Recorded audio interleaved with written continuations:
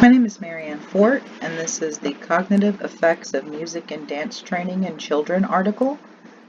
I'm a student at Tarleton State University in the Human Cognitive Processes class 3305-10. Today is November 13th, 2020. The question today is, are there cognitive benefits to music and dance training for children? This is my niece, Imani. She's 5 years old. She's been dancing since she was 2. Will there be cognitive benefits to her participating in ballet? This is the question we'll answer today.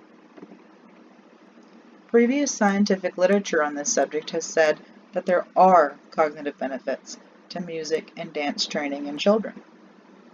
Asal Habibi did a longitudinal study by the Annals of New York Academy of Sciences, and the results of that longitudinal study were yes, there are cognitive benefits to dance and music training.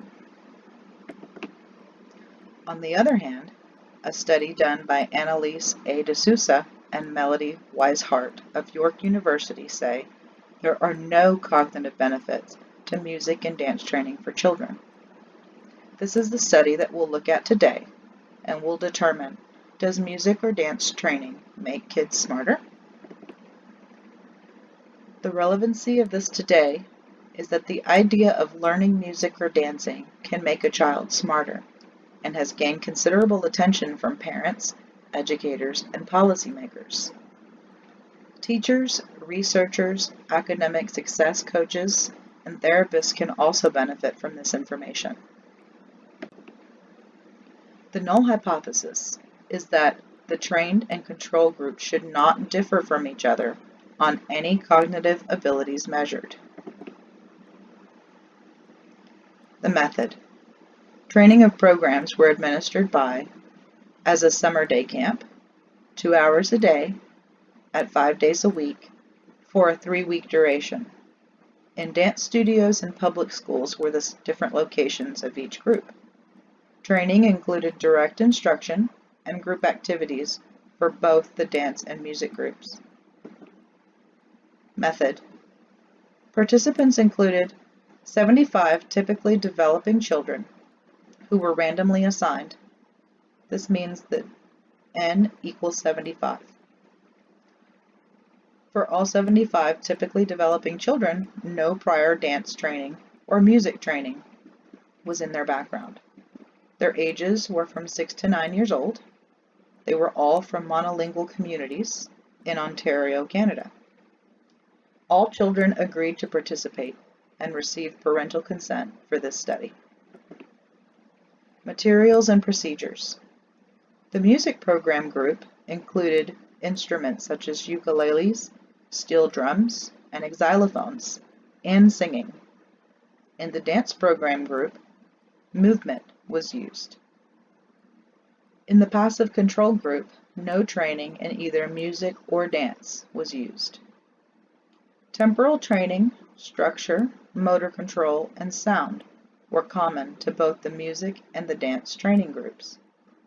Elements of both programs were combined to produce synchronized movements based on timing and structure, sound, expression, and in relation to the other performers. A priori power analysis was used to select the sample size that would provide at least a 95% power, or a 0.95% confidence interval. Training groups did not differ significantly in their background, including their age, sex, maximum year of their mother's education level, or pre-intervention nonverbal IQ, or in the unit of delivery, being the training site locations. All were PS. less than 0.1. Calculated power was to find a within-between interaction in a repeated measured ANOVA for a medium effect size of F equals 0.25. 3 groups, a music group, a control group, and a dance group, were measured, the 2 groups pre and post, and a correlation among the measures at 0.7. The bias factors were used at bias factor less than 0.33, which would equal accepting the null and saying there is no significant difference. The bias factor greater than 3 equals we would reject the null and say there is a significant difference between music groups, dancing groups, and control groups. Iterative training with a 3 standard deviation cutoff was used by subject and condition to remove any outliers. 20 imputations were conducted to enhance reliability. One-way ANOVA was used to compare training groups on different scores. When interpreting, a confidence interval with a mean difference that does not encompass 0 indicates a significant change between pre- and post-testing in both groups. To overcome limitations with null hypothesis, bias factors of the Bayesian analysis were used. And again, the bias factor less than 0.33 would equal no difference between groups, and a bias factor greater than 3 would be evidence for substantial differences between the music group, the dance group, and the control group. Pre- and post-test of children participants for the music and dance training groups and the passive control group. Each group was tested on task switching, processing speed, working memory, interference control, nonverbal intelligence, and receptive vocabulary. And each testing participant in these cognitive areas before and after musical and dance training will show the results of this experiment. In task switching, the bias factor inclusion equaled 0.265. In processing speed, the bias factor inclusion equaled 0.213. In working memory, the bias factor inclusion equaled 0.004. In interference control, the bias factor inclusion equals 0.007. And the bias factor inclusion for nonverbal intelligence and receptive vocabulary was 0.331. So what do all these numbers mean? These numbers interpret the results of the study, and the results say that current randomized control trial found no changes on cognitive performance after music training compared to dance training or a non-trained group. The lack of improvement across cognitive measures also rules out the previous theoretical propositions of core cognitive abilities. No significant differences were observed in any of the groups measured, neither the music, the dance, nor the non-control passive group, indicating no unique benefits from short-term musical training. In this result, we accept the null hypothesis and say there is no significant difference in music and dance training in children, nor is there any significant difference in music dance training children versus non-trained children.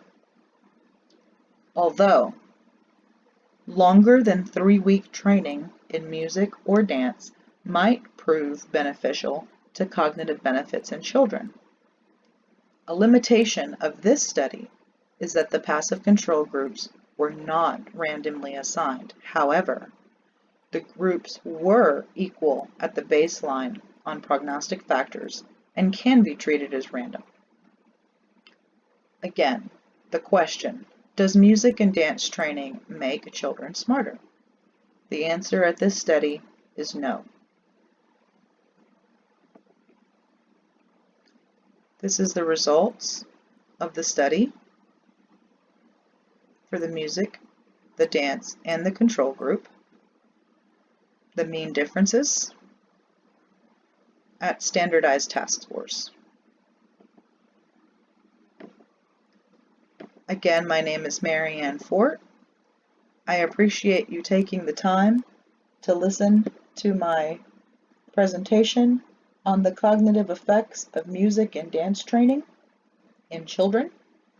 This study was done by Annalise A. D'Souza and Melody Weishart of York University.